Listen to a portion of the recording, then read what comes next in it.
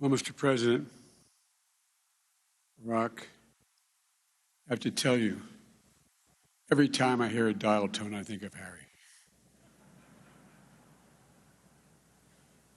You all think I'm kidding. I'm not. Jill and I are here for Harry, but he wouldn't want us to really be here for just him, as everybody has referenced. Landa, we're here for you and for the family. Eulogies are for the living. You know, it's a true love story when you're still talking about your first date 60 years later, Gov. Harry never tired of telling the time you two kids had to push start his car, making your way down the road with wide smiles on your face. My recollection is he called it, when he told me the story, one of those, quote, moments that turn a life and that stay with you until the last breath. Landra, what a life you turned together until his last breath. Lana and Rory and Leaf, Josh, Key, all the grandchildren, great-grandchildren. Seeing and hearing you talk about him today, it's clear. My dad used to have an expression. He'd say, you were blood of his blood, bone of his bone. You are the product of Harry and Landa Reid. What a gift. What a gift God gave you. What a gift that was and is. Elder Ballard, President Obama, Vice President Harris, second gentleman, Governor Sisolak, thanks to the passport into the state, and Iris, and Chuck Schumer, and Paul and Nancy Pelosi, members of the Nevada congressional delegation, Senator Cortez Mastows and Rosen, and Representatives Horsford and Lee and Titus, the members of Congress, Democrat and Republican, past and present, distinguished guests. What a gift Harry Reid was to this state, to this nation, and to so many of us individually. I know he's smiling right now.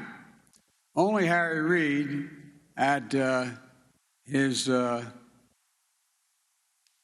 send-off would sandwich the speaker between former President of the United States, Carole King, and the Killers. Thanks, Harry. You've always had a great sense of humor. He always had to win, and he always did. He got me again, but he always got me. The first time I met Harry, I got a call asking whether, as I'd just been elected at 29 years old in the United States Senate, I hadn't even turned 32 yet. I was a newly elected senator, and he asked me to campaign for his election for Nevada's Senate seat being vacated by a man I'd only just begun to know, Alan Bible. The first thing when I met him in Nevada, we were talking about where he's from, and he said, well, I used to have to go out and shoot mad dogs.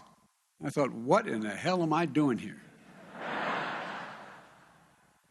I swear to God, I used to go out and shoot mad dogs. I'm thinking, bless me, Father, for I have sinned. What's going on?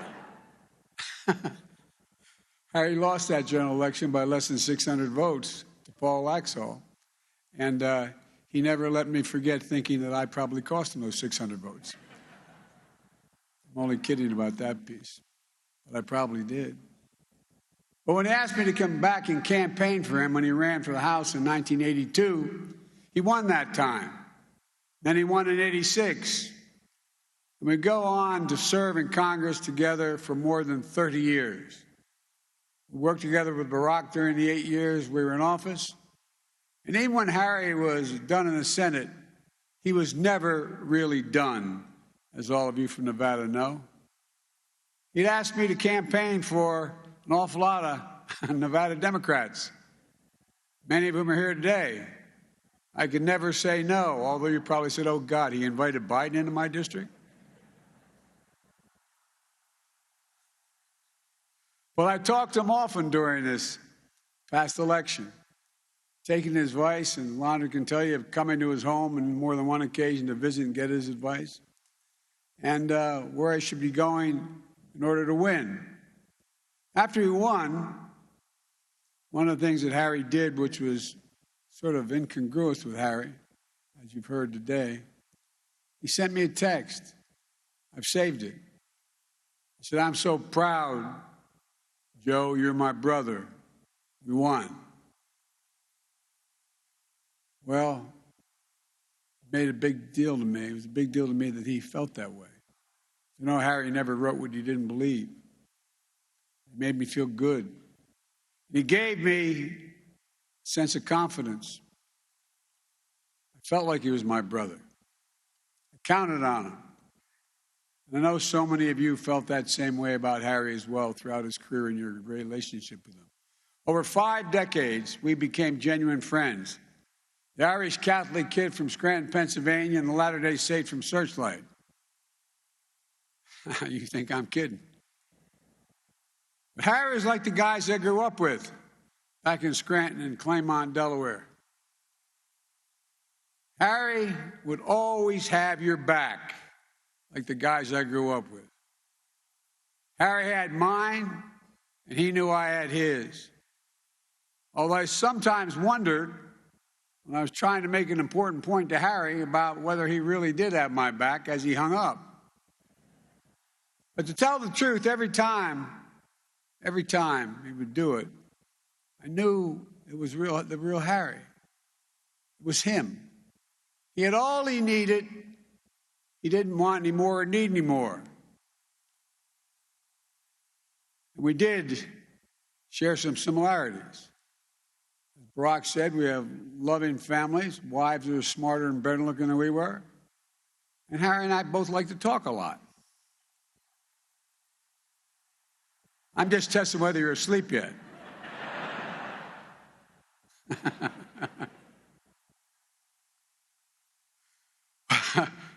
But whether you serve with Harry for decades or you were new to America just a few days ago, you wanted Harry in your corner, and that's not hyperbole. His toughness was distinctly Nevadan. His story was unmistakably American. His remarkable journey has been told by so many, because it has been traveled by so few. A desert shack he called home, miles of hitchhike to school, a boxing ring where he always got up, family tragedies endured, the cancer he and Londra fought, the halls of power he walked, the state he transformed, the country he shaped. He was proof that there's nothing ordinary about America. Ordinary Americans can do anything given half a chance. We, the people, are pretty damn extraordinary. America's an idea that anybody, given a shot, can reach their potential. Harry was extraordinary, though. He and I grew up on different sides of the country. We came from the same place where certain values ran deep. First, loyalty, faith, resolve, service, your word. It was pounded into my head from the time I was a child. Joe, you're a man of your word. Without your word, you're not a man. And he met the marker, what I always believe was the most important thing which you can measure a person by. Their actions and keeping their word. If Harry said he was going to do something, he did it. He didn't do it the modern day rationale is. When I told you I would do that, I didn't realize that this would happen. No matter what happened, he gave you his word. He kept it. You could bank on it. That's how he got so much done for the good of the country for so many decades. That's how we literally saved, we forget it, Social Security during the Bush years. Stop Yucca Mountain from becoming a nuclear waste site, secured the votes for the Affordable Care Act. It's how he helped us rein in Wall Street, the excesses, and repealed Don't Ask, Don't Tell. It's how he created Nevada's first national park and conserved Lake Tahoe. How he always championed Native Americans and tribal communities. So much more. None of it was easy. Not a lot of it was particularly popular when he was doing it. The thing about Harry, he never gave up. He never gave up. He never gave up on anybody he cared about. Like every great leader, he led the Democratic caucus just not by speaking, but by listening, by hearing all points of view, finding a common ground. Harry cared so much about his fellow Americans and so little about what anybody thought of him. It was all searchlight, no spotlight. I always appreciate the private comfort, and so does Jill with me tonight, that he offered me and Jill in difficult moments in our lives. We know we're not the only ones. Since his passing, we've all heard those wonderful tributes. The gracious way he would console the grieving, and encourage someone living with a disability. I still have that picture of our buddy Max Baucus. Max losing 3 of his limbs. Harry's standing in front of him in a wheelchair holding his cheeks. You know, Max knew. Max knew. Harry cared about him. The generous way he would empower a new colleague or insist that the new moms and dads on his staff would put their family first, even before their job, and do it always. The genuine friendships he made with the Capitol Police have been recognized 3 times because he was one of them. He wore the uniform. To a friend in need, Harry's voice was soft and gentle. In praise of himself, he was stone cold silent. Pursuit of fairness and prosperity, his voice would echo and will echo for generations in this state. Look, let there be no doubt. Harry Reid will be considered one of the greatest Senate Majority Leaders in history. I've served longer than all but out 12 United States Senators. Served there for over 36 years. I've had the honor of serving with a few of those names to be on that short list. For Harry, it wasn't about power, it was about the sake of power, about the power to be able to use power to do right by people.